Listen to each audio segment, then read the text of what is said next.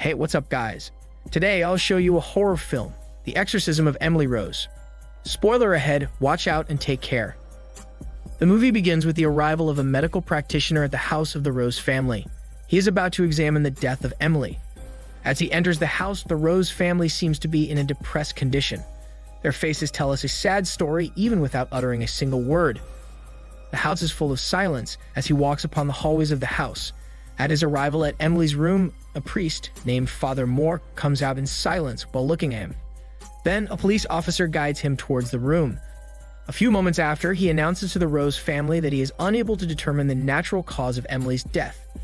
Meanwhile, Father Moore is seemingly looking at a blank slate on a barn house. Then the police officer politely tells Father Moore that he needs to come to the police. Meanwhile, the state officials are having a meeting on choosing a lawyer to prosecute Father Moore for Emily's death during the exorcism. The state officials choose a religious lawyer known as a man of God as the lead prosecutor of the case to show the people that they are unbiased. At the same time, in a cozy bar, a bald guy offers a lady defense attorney to defend Father Moore from the state prosecutors. However, the defense attorney seems to be reluctant to handle the case. In response, the bald guy convinces her by telling her that the church wants her to handle the case. This means that it will boost her career. In the end, the defense attorney agrees to handle the case. The following day, the defense attorney visits Father Moore in his jail to convince him to accept the bargain deal. However, Father Moore holds firm to his decision to testify at the trial. It appears that he wants to let the public know Emily's story. In response, the defense attorney lets him testify at a trial. The next day, the trial begins with an opening statement from the state lawyer. In the opening statement, he states that the prosecution will prove that Father Moore, in an exorcism ritual, has been negligent, depriving Emily of the medical attention she needs. Then he shows a photograph of a happy Emily, in contrast to her horrifying condition right before her death. After that, an old woman closely related to Emily comes to testify. She tells the jury that she receives a call from Emily on the telephone. In the call, Emily was sobbing in tears, telling her what had happened. As it appears, Emily woke up alone in her dormitory at 3 a.m. as she smelled something burning outside. It was during this time that an invincible force seemed to attack her. At the same time, the things around her started moving, and suddenly there was an invincible force controlling her body. She began to have unusual movements. As the attack stopped, she ran outside of the room sobbing in fear. After that, the university neurologist testifies. In his testimony, he conducts a test on Emily after the unusual movements of her body. The test reveals that Emily might have epilepsy. Additionally, he narrates that Father Moore stops Emily from going back to the treatment, thinking that her condition is something spiritual. However, the defense attorney intervenes in the narration of the neurologist. She questions the certainty of the diagnosis, since epilepsy does not include hallucination, such as seeing things move. In the end, the neurologist agrees to the defense attorney's suggestion that it is uncertain whether Emily has epilepsy or psychosis. Later that day, the defense attorney visits Father Moore in the jail cell. There, Father Moore tells her what happened to Emily after the midnight incident. As it appears, Emily is taken to the hospital to be given medical care. Despite the medical attention given, the demonic force continues to attack her. It seems that an invisible force is controlling her body in an unusual movement. The following day, the state lawyer presents the testimony of a medical expert that examines Emily's death. The medical expert agrees with the findings of the university neurologist that Emily has epilepsy and psychosis. He thinks that it is a combination of both. Additionally, he thinks that the decision of Father Moore to stop the treatment contributes to Emily's death. The drug prescribed by the doctor could have helped to save her life. At the end of his testimony, it seems that the defense attorney is frustrated that she cannot counter the medical case presented by the state lawyer. Later that day, the assistant informs the defense attorney that he fails to find a medical expert who can counter the medical explanations presented in court. At this moment, she suggests that they will present the case of Father Moore by finding loopholes to the medical explanation of Emily's death. Instead of medical explanations, she will attempt to validate exorcism to the court through an explanation from an anthropologist. At the next trial, the defense attorney presents her opening statement, where she tells the jury that Emily's condition is not a medical one, and that Emily is not suffering from epilepsy or psychosis. In addition, she firmly tells the jury that what happens to Emily is indeed a demonic possession. This means that Emily needs a spiritual intervention, which completely justifies the actions of Father Moore. After that, Emily's friend testifies that Emily continues to experience hallucinations, despite taking the medication offered by the doctors. He witnesses Emily in an unusual pose during the night. Then she started to scream at him. This made him bring Emily to their home. Then, Emily's father testifies what happens to Emily in their home. At the arrival of Father Moore, Emily was in a rage and started eating creepy insects on the floor. Then she started to scratch the wall as if a tiger possessed her. In response, Emily's father and Father Moore stopped Emily from her rage. In a few moments, she started to speak in different languages as she talked to Father Moore. At this moment, the devil introduced itself to him through Emily's words. In the end, he was able to calm her down. As he walked home, she started to peacefully play the piano. Then a piece of graceful music started to come out as if everything was fine again.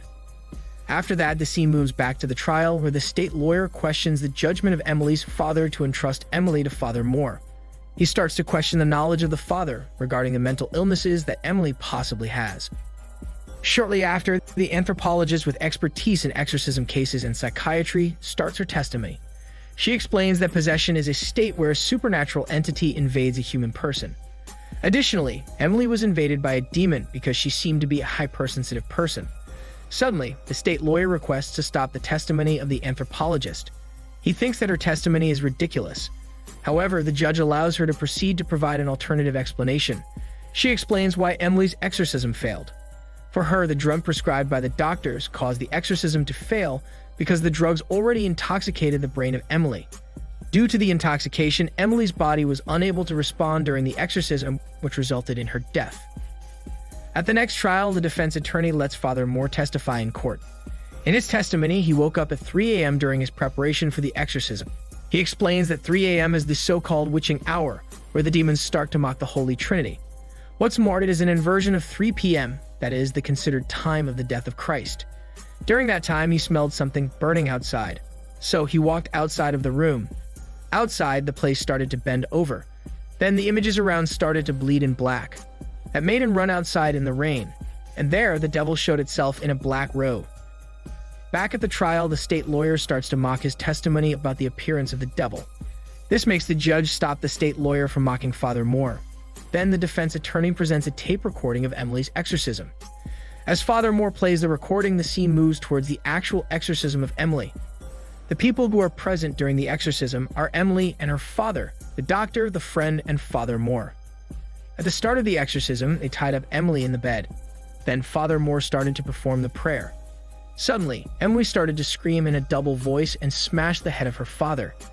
Meanwhile, Father Moore continued the prayer and asked the name of the demon. In response, Emily started counting to 6 like a dog.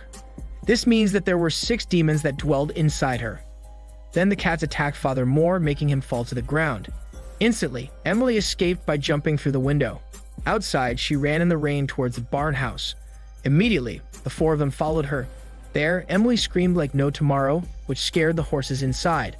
Then Father Moore asked the doctor to check Emily's vital signs. The doctors found Emily having an extremely high heart rate as Father Moore started the prayer. Meanwhile, there was a seemingly strong force around that made things move. Then creepy animals started walking around the barn house, like snakes and spiders. Shortly after, Father Moore placed a cross on Emily, which made her howl in anguish. Then the 6 demons revealed their names to Father Moore. One of them was Lucifer, the devil in the flesh. After that, the horse started to react in fear. It kicked Emily's father, knocking him down. Meanwhile, the doctor was unable to check the condition of Emily, since he was dazed by the demonic force. In the end, the horses in the barn house ran outside, and Emily fell to the ground. Back at the trial, Father Moore continues to narrate what happens after the exorcism. It turns out that Emily continues to be possessed, making her hurt herself and others. But she refuses another attempt at exorcism. Additionally, he believes that Emily's condition is beyond medical treatment. That's because even during the exorcism, Emily had also taken the drug prescribed by the doctors, and it did not help ease her condition. Therefore, Father Moore and Emily believe that the problem can be conquered only by holding in faith alone. After that, the state lawyer starts to question the validity of the recording. He explains that Emily learns different languages in a religious school. So it explains the capacity of Emily to speak in different languages in the recording. Additionally, he explains that scientifically, humans have 2 vocal cords that enable Emily to speak in a different voice. In the end, the state lawyer seemingly refutes the validity of the recording. So the defense attorney needs to find the doctor present during the exorcism to validate the recording. However, later that day, the doctor dies in an accident, making him unable to testify in court. Later, the defense attorney visits Father Moore to inform him about the death of the doctor. She is in tears as she speaks. At the same time, she thinks that without the doctor's testimony, the case is about to lose. Then, Father Moore gives her a letter and instructs her to read it. Later, as she is about to sleep, she reads the letter in her bed as is told. The following day, the defense attorney hands over the letter to Father Moore and lets him read it at the trial. As it appears, the letter is written by Emily right before her death. In the letter, Emily narrates her miraculous experience right before her death. The letter answers the question of why God allows an innocent girl like Emily to suffer and die. There she narrates that she goes to the spiritual realm, leaving her physical body, as someone calls her from outside. As it turns out, it is Mary, the Holy Mother of God, who calls her. Emily then asks Mary why she suffers in pain. In response, Mary gives Emily a choice, whether to come peacefully in heaven or go back to her body and suffer again. However, by going back to her body, she will be able to testify that the supernatural realm is real. In the end, she chooses to go back to her bodily form to tell the world that demons are real. As she goes back to her body, a stigma suddenly appears in her. In Christian belief, a stigma is a wound similar to the crucifixion of Christ. Also, it signifies the love of God for her. Then Father Moore emotionally reads the ending of Emily's letter that says, "People said that God is dead, but how can they think that if I show them the devil?" This statement means that Emily is testifying to the existence of the supernatural by telling us that demons exist. By affirming the existence of the supernatural, the existence of God becomes possible. In the end, we see that Emily's suffering has a purpose given by God. Similarly, she holds onto her faith, choosing to suffer in order to fulfill this purpose. After Father Moore reads the letter in the trial, everyone seems to be in awe. However, the state lawyer starts to counter Father Moore's claims. According to him, during that moment, Emily tended to hurt herself, so the wounds in her hands might come from the barbed wires in the backyard. This then might refute the claims of Father Moore. To end the prosecution case, he decisively tells the jury that it is a fact that Father Moore neglects the medical needs of Emily, which leads to her death. In response, the defense attorney emotionally tells the jury that based on their case, it is a fact that Father Moore cares for Emily whether demons exist or not.